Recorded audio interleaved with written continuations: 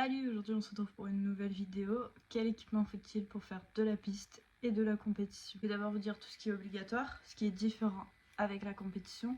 Et ensuite je vais vous donner quelques petites astuces. Donc on va commencer par la combinaison basique, ça peut être une pièce ou deux pièces. Pour ceux qui n'ont pas envie de mettre 1000 € dans une combinaison, vous pouvez opter pour du sur-mesure personnalisable qui sera à peu près à 600 € en général. Moi elle coûte plus cher parce qu'il y a l'airbag intégré. Si vous souhaitez faire des économies, vous pouvez aussi aller voir sur les sites comme Vinted où vous pouvez avoir des combis pour vraiment pas cher. Attention, si votre combinaison est deux pièces, il faudra qu'elle soit zippée entre les deux parties. Je précise maintenant que s'il y a un contrôle technique, ils vont regarder s'il y a des trous un peu partout et il ne devra pas y en avoir, sinon ça ne passera pas en compétition. Donc là, on va parler des gants. Donc il faudra des gants en cuir, long. Ça, c'est un petit plus, c'est pour éviter de se casser le doigt en cas de chute. Ensuite, il vous faudra des bottes hautes et en cuir. Attention, encore une fois, s'il y a des trous, ça ne passera pas au contrôle technique. Moi, j'en ai dans tous mes bottes parce que je m'appuie pas mal sur les cale-pieds. Donc ça, par exemple, ça ne passe plus au contrôle technique, donc c'est des bottes d'entraînement. Ensuite, on passe à la dorsale. Alors, il faudra qu'elle soit longue, c'est-à-dire qu'elle commence au niveau de votre dos et qu'elle s'arrête au niveau du fessier. Vous pouvez soit en prendre une en mousse comme moi personnellement je préfère, les gens ne sont pas trop adeptes, ou en prendre une en dur. Vous pouvez aussi opter pour l'airbag. Donc moi personnellement elle est dans mon combinaison, mais Yanis par exemple là en plus dans sa combinaison. Pour l'airbag, il faut savoir que ça a un coût. En général, pour une combinaison airbag intégrée, on va être dans les 1300-1500 € minimum. Moi personnellement je travaille avec Elite, la marque travaille avec Elite, du coup c'est 60 € la cartouche si je me trompe pas, et chez Xson ils sont à 20 € par mois d'abonnement si je ne me trompe pas encore une fois, et 100 € la cartouche. Ensuite pour le casque, donc il faudra qu'il soit totalement fermé, donc pas modulable, pas cross. Je vais faire taire une légende, le micrométrique est autorisé, on n'est pas obligé d'avoir ici des double D, même en compétition. J'avais fait un mail à la FFM qui me l'avait confirmé. Petit plus, la visière fumée, si vous pouvez mettre un peu d'argent dedans, c'est hyper pratique.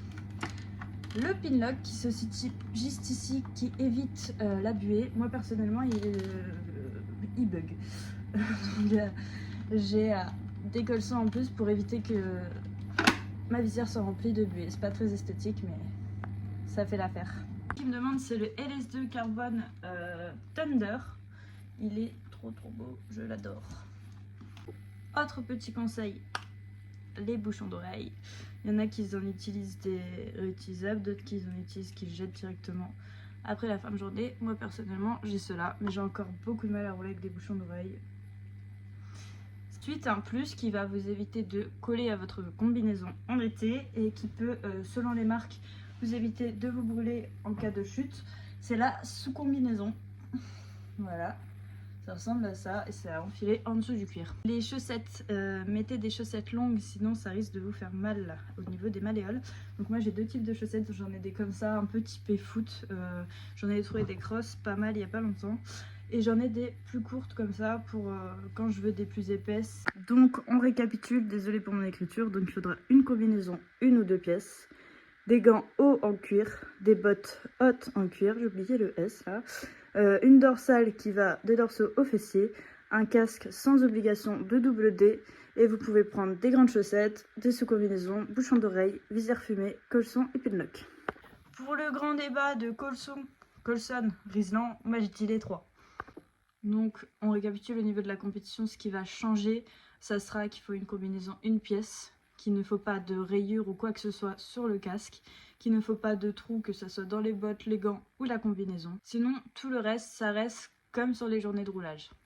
Ceux qui veulent faire une journée de roulage sans forcément acheter tout l'équipement, vous pouvez vous renseigner auprès des teams qui organisent, parfois ils louent ou ils prêtent des équipements, ce qui permet d'éviter de mettre tout son argent dans l'équipement. Je pense que j'ai fait le tour et on se donne rendez-vous soit en FSBK au Mans, soit en promo sport à Alès pour ma première course de l'année. N'hésitez pas si vous avez des questions à me les poser en commentaire et des idées de vidéos, je le ferai avec plaisir.